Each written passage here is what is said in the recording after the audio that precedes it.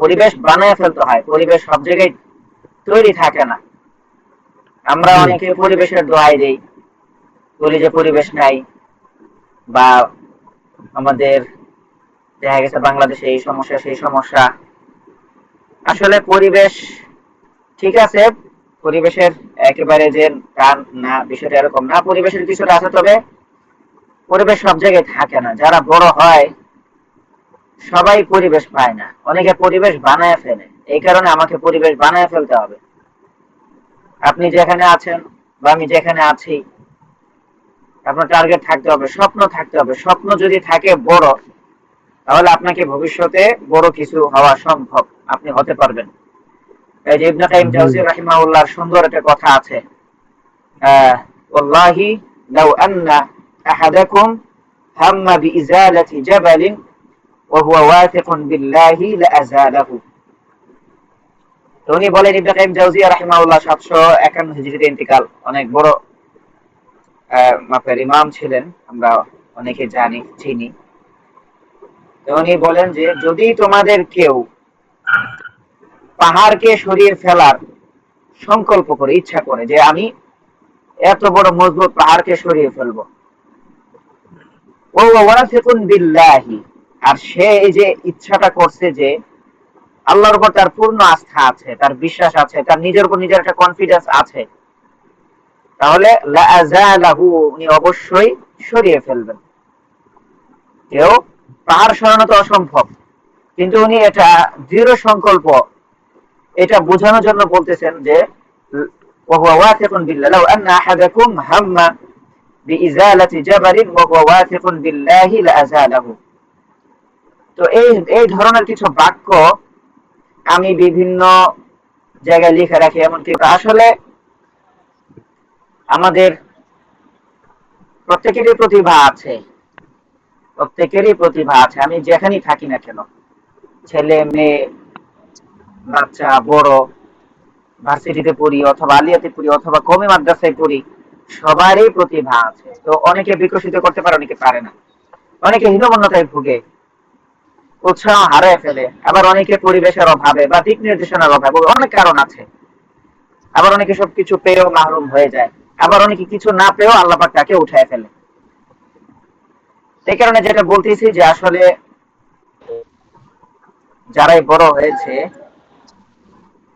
তাদের স্বপ্ন বড় ছিল, সাহস বেশি ছিল, জেদ ছিল, প্রচন্ড জেদি ছিলেন, এবং যে কোনো কিছু দেখা গেছে উলুল হিম্মার সঙ্গেই তো এটা ইস্তিসগারু মা দুনা নিহায়া মিন মাআলিল উমুর। উলুল হিম্মা, মা হিয়া উলুল হিম্মা?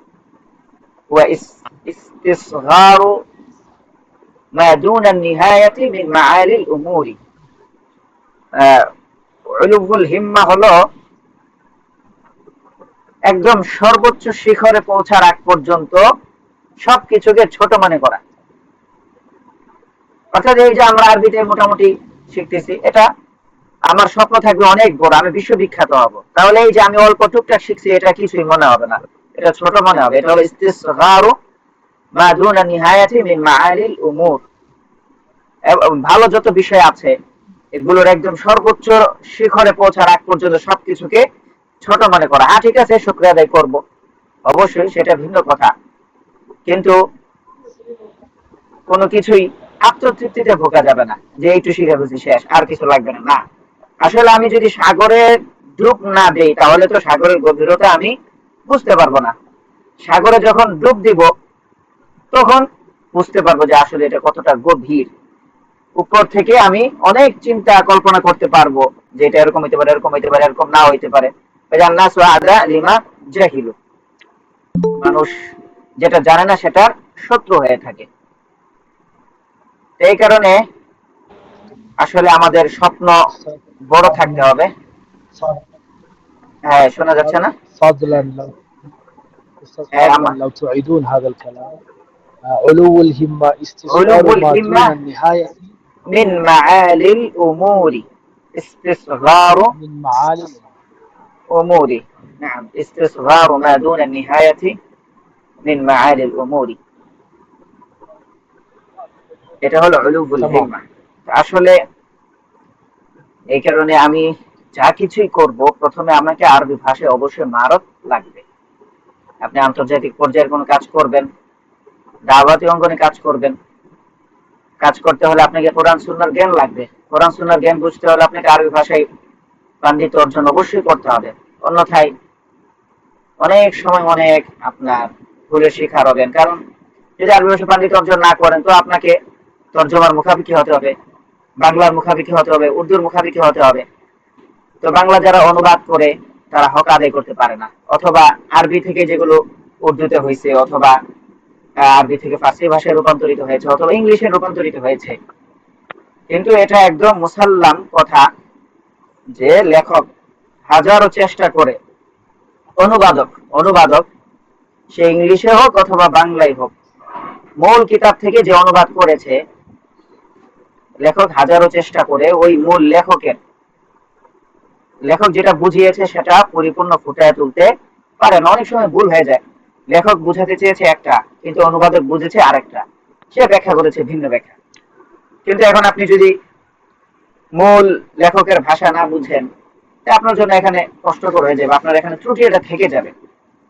তো এই কারণে নিজের উপর নিজে জেদ করা যে কেন আমার ত্রুটি থাকবে কেন। ওই যে আবুল হাসান আলী নদভী রাহিমাহুল্লাহ, ওনার জীবনে আমরা পড়বো, উনি একটা কথা বলেন যে এ যুগ হলো সব বিষয়ে প্রয়োজনীয় জ্ঞান অর্জনের যুগ, সেই সাথে কোনো না কোনো বিষয়ে বিশেষজ্ঞতা অর্জনের যুগ। تمام তাই সব বিষয়ে এমন জ্ঞান লাভ করতে হবে যেন কারো সামনে হীনমন্যতার শিকার না হতে হয়। তো এটা সব বিষয়ে এমন জ্ঞান লাভ করতে হবে যেন কারো সামনে হীনমন্যতার শিকার না হতে হয়। তবে যে কোনো একটা বিষয়ে বিশেষজ্ঞতা, অর্থাৎ আমি সব বিষয়ে আমাকে জ্ঞান লাগবে, কিন্তু যে কোনো একটা বিষয়ে আমার ইখতিসাস লাগবে। ইখলাস, ইখতিসাস, এই দুইটা বিষয় থাকতে হবে অবশ্যই। ইখতিসাস ছাড়া হয় না। আমি আমার জীবনের লক্ষ্য উদ্দেশ্য স্থির করে, অর্থাৎ এই বিষয়ে আমি সামনে পারবো, ইখতিসাস। আর সব বিষয়ে তুলনামূলক, বিশেষ করে আধুনিক জ্ঞান বিজ্ঞান। যেমন আবুল হাসান নদীর একটা কথা আছে যে আধুনিক জ্ঞান বিজ্ঞানে উন্নতি করা ব্যতীত মুসলিম জাতি বিশ্বের বুকে মাথা তুলে দাঁড়াতে পারবে না। এটা বাস্তব।